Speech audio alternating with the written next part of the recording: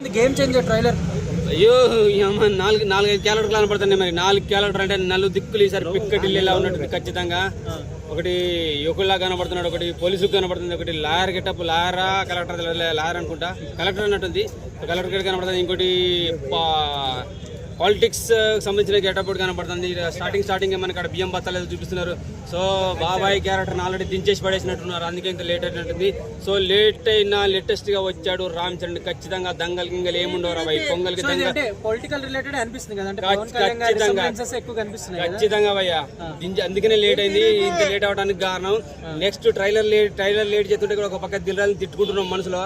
ఏంది ఇంకా 5 గంటల 4 నిమిషాల కన్నారా, అది 5:30 దాటిపోయింది, 5:50 దాకా వచ్చినట్టుంది. మరి ఇంత లేట్ ఎందుకు చేసినో తెలియదు కానీ పర్ఫెక్ట్ గా దించేసిండు. 4-5 క్యారెక్టర్లు కనబడుతున్నాయి. పంచకట్టు లుక్ అయితే పవన్ బాబాయ్ అందరికి గుర్తు వచ్చేస్తాడు. బాబాయ్ దించినట్టు. సో బియ్యం బత్తాలు కనపడేసరికి అది గుర్తు వచ్చేస్తున్నాయి. అంటే కొన్ని సీన్లు రీషూట్ చేసినట్టున్నారు. ఖచ్చితంగా రచ్చ చేయబోతున్నాడు కాక. దంగల్ లేదు, ఏం లేదు, పొంగల్కి దంగల్ రికార్డులను బ్రేక్ అవుతాయి.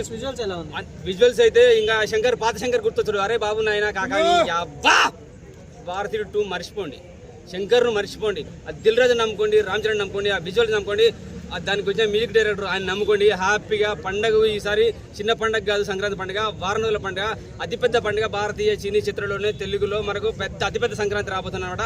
బాలీవుడ్లే తొక్కలేదు. నెక్స్ట్ ఇయర్ లో కూడా మళ్ళీ 2025 కూడా మళ్ళీ మనది అనమాట. ఏదో అదత్తం ఇదత్తం ఇంకా ఏదో సినిమాలు పేరు పెట్టుకుని వస్తున్నారు. సంక్రాంతికి గేమ్ చేంజ్ చేసేది గేమ్ చేంజర్ మాత్రమే, రామ్ చరణ్ మాత్రమే. దిల్ రాజు ప్రొడ్యూసర్లో వచ్చే శంకర్ డైరెక్షన్లో వచ్చే సినిమా మాత్రమే. కియారా అద్వానీ అన్ని రకాలుగా చేస్తున్న అమ్మాయి. అలాగే ఒక అంజలి క్యారెక్టర్ ఉంది. టోటల్గా ఒక ఫ్యామిలీ ఎంటర్టైన్మెంట్ కూడా కనబడుతుంది.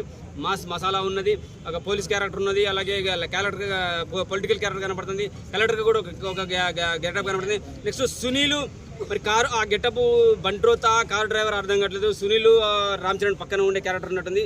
సో అది ఎంత సినిమాకి ఎంత ప్లస్ అయ్యే అవకాశం ఉందో మనం ఊహించేసుకుంటే మాత్రం ఊహలకు అందది కావచ్చు. నాకు తెలిసి పర్ఫెక్ట్ ట్రైలర్ పడ్డది కాక కలెక్షన్స్ అంటే మినిమం 1000 crores ఎక్స్పెక్ట్ చేయొచ్చు. దాటుతుంది, ఖచ్చితంగా దాటుతుంది. నేనైతే దంగల్ రికార్డులు బ్రేక్ చేయాలని కోరుకుంటున్నాను. ఎందుకంటే దంగల్ అని చెప్పి ఇప్పటికే పుష్పరాజ్ అమ్మడబడతారు. దంగల్ రికార్డు బ్రేక్ చేయాలి పుష్పరాజ్ అని చెప్పి. ఒకవేళ పుష్పరాజ్ కనుక వదిలిపెట్టేస్తే దంగల్ రికార్డుని గేమ్ చేంజర్ బ్రేక్ చేయాలని అయితే నేను కోరుకుంటున్నాను. మంచి ట్రైలర్ పడ్డది, కరెక్ట్గా పర్ఫెక్ట్ ట్రైలర్ అయితే పడ్డది. చాలా బాగా అనిపించింది. మెగా ఫ్యాన్స్ ఎక్కడ నిరుత్సాహపడకండి లేట్ అయిందని చెప్పేసి. లేటెస్ట్గా వచ్చాడు రామ్ చరణ్, ఖచ్చితంగా దించోలు పెట్టేతాడు. ప్రతి ఒక్కటి గేమ్లు ఎవడెవడి గేమ్లు ఆడదామని చూసారో వాళ్ళందరికీ తోలు తీసి తాట తీసేసి పండ పెడతాడు. సూపర్ ట్రైలర్, చాలా అంటే చాలా ఉంది. Thank you.